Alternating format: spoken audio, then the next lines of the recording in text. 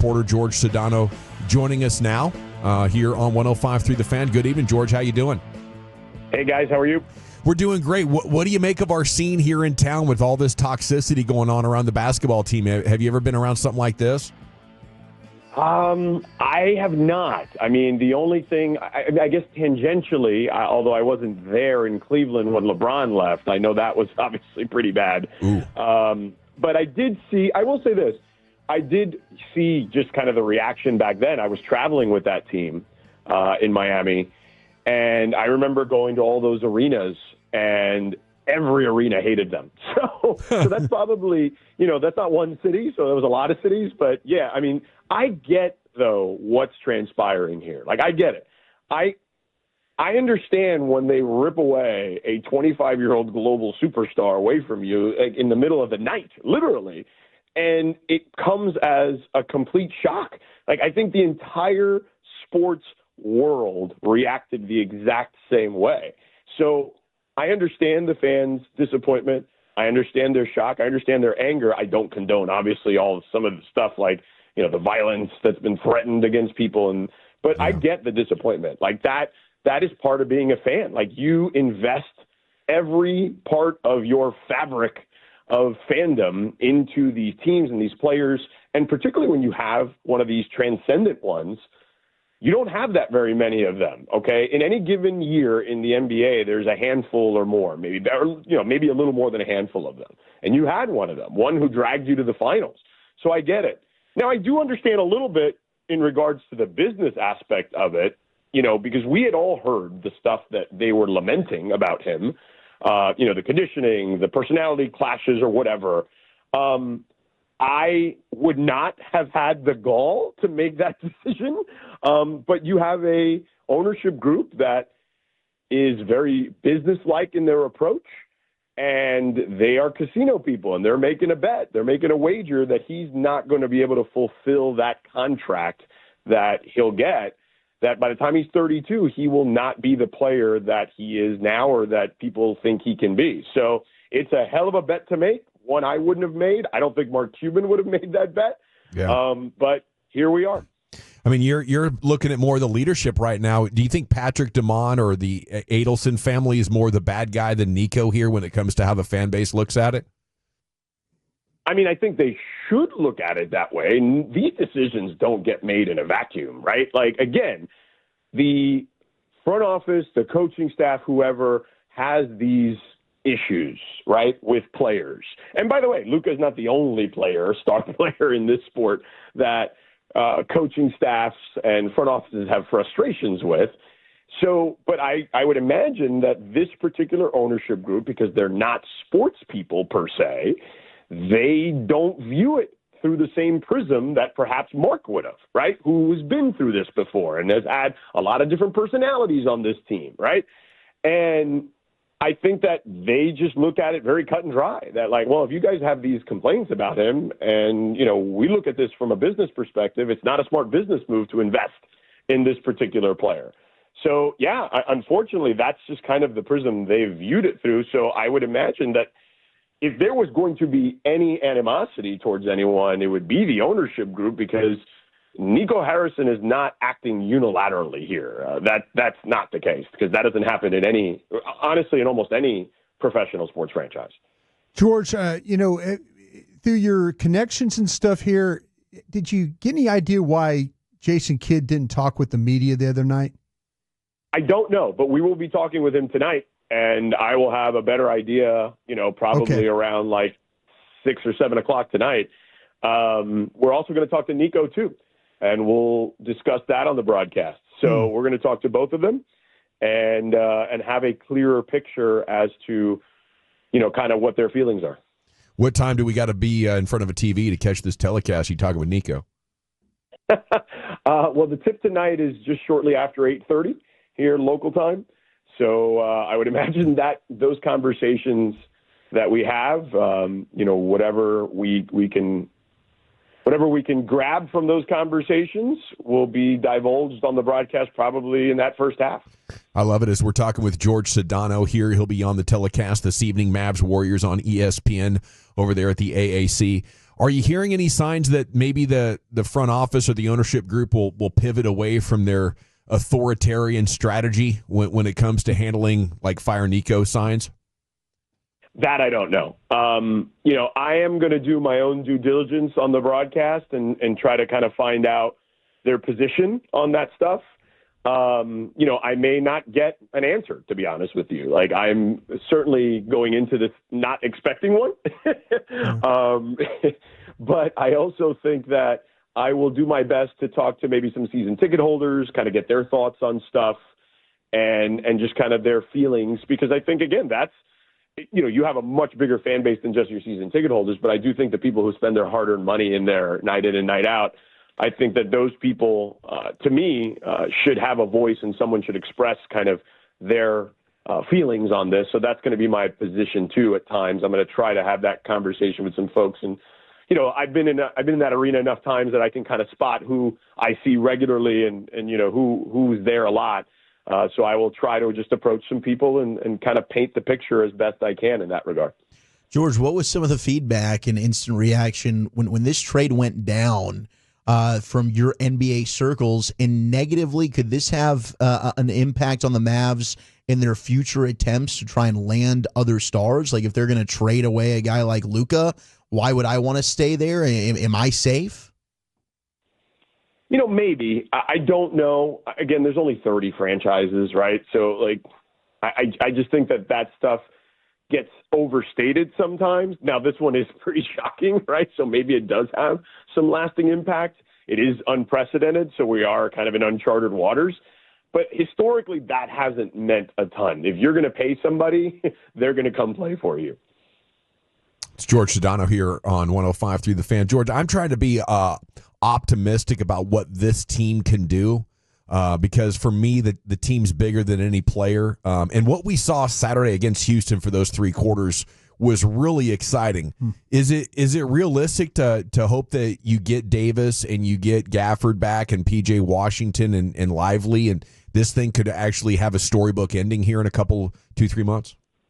Oh, I think there is certainly a version of that could happen. Yeah. I mean, this team is good.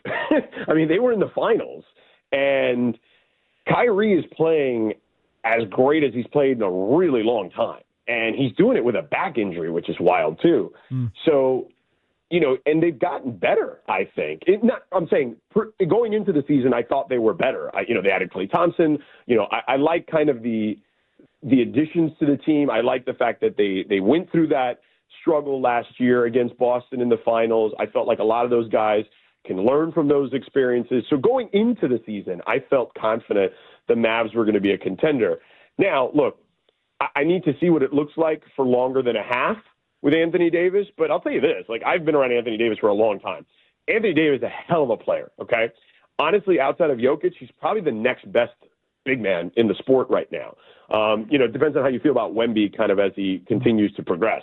But he's won a championship. He's been, you could have made the case that in that championship, he was the best player. Like, you can argue that he was better than LeBron in that series at times. And he has had a number of battles that goes toe-to-toe with Jokic over the years, and it's not really been his fault that they've lost those series. He's played really well against Jokic.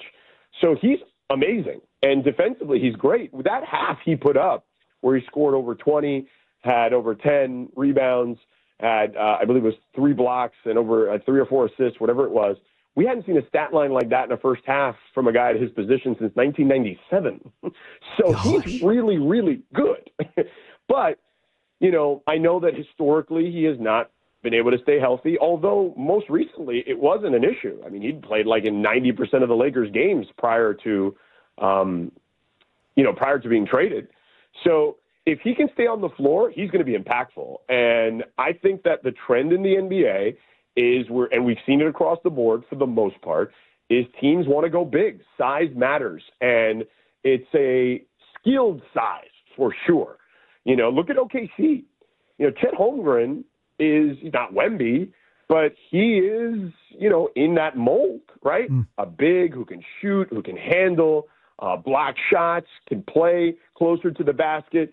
Like, that's what teams want. They want size. Anthony Davis provides that.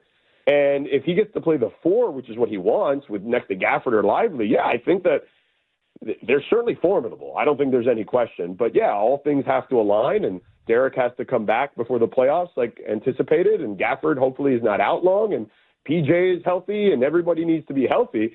But if they are and they can stay in this thing and stay afloat, yeah, I think they have a shot. ESPN's Jorge Sedano with us here in the GBag Nation. Did you hear any of the reports today that have come out that the Mavs did call Milwaukee about Giannis, and that maybe even Minnesota was called as well about Anthony Davis? Or excuse me, Anthony Edwards. I did not hear that. But I did know that our reporting said that there was one other team that was called. In our reporting at the time, it was not revealed, at least to me, who that team was. But our people who break news had already alluded to the fact that there was one other team. They just didn't divulge that, unless that was divulged here recently by one of our guys, and I just missed it. But I did know that there was at least one other team that they did try to talk to. George, if I could circle back with the thing with Nico, do you think he made this personal with Luka? No, I don't. I don't think he made it personal. Again, I think he probably, if I had to guess, and again, I haven't spoken to him, so I don't want to put words in his mouth. If I had to guess, he's had these frustrations, whatever they're, in air quotes, have been there for a while. And with this new ownership group, they are, his job is to relay those thoughts to them, throughout the days and months of the season over time. And I think that the ownership group doesn't think of it personally. They're like, no, this is cut and dry. This is business. So this is the way we make decisions around here now. And it's their right. It's their team. So I don't think it was personal. If anything, I think Nico, I think one of his strongest assets is how people respect him, and players around the league like him and really enjoyed working with him, whether it was in his time here or certainly at his time at Nike. So yeah, I wouldn't put that. I wouldn't label it that way. Do you think that the smoke of the Mavs going after a KD this summer has some legs to it? Yeah, he's going to get traded, I think. Again, I don't know that for a fact, but it seems obvious at this point. I mean, they tried to trade him at the deadline, so they're going to move him in the offseason when more teams can get involved. But then it's an arms race a little bit, and I don't know what the Mavs asset situation looks like at the moment. And I don't know what Phoenix is looking for either.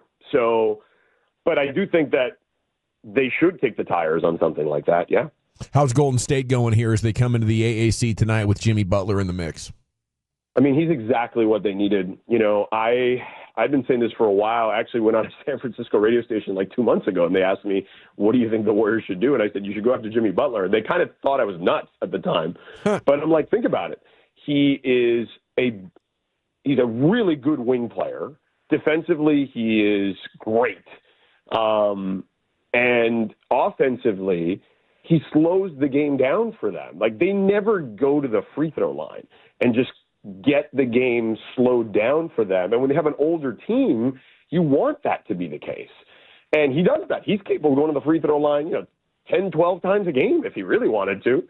And I think that he really just creates an opportunity where the defense has to know where he is at all times. We did two games, actually, back-to-back games at the end of January there, where I was there. It was OKC and Phoenix. So it was the 29th and the 31st. It was a Wednesday and a Friday. And they beat OKC and they lost to Phoenix. They got blown out by Phoenix. And I've never seen Steph Curry, in all my years of doing this, have to work so hard to get a shot off. Forget about, making shots. Just getting the shot off. I mean, they were trapping him, mid-court, sometimes even before. It was just nuts.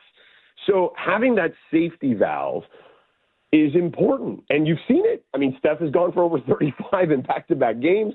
Jimmy's gotten 25 or more in these games, and he's getting assists and rebounds, and he's playing like Jimmy Butler. So Jimmy Butler allows them to have a guy who can attack the rim with ferocity, right, and put pressure on the rim, get to the free throw line, slow things down, make things easier for Steph, and helps them defensively, which they were already pretty good defensively. So it puts them in the mix in the Western Conference, which, by the way, there's a lot of teams in the mix in the Western Conference. So you kind of need as much ammunition as you can get. Always love having you on the show, George. Enjoy the game tonight and enjoy your stay in Dallas, sir. Thanks, guys. Appreciate it.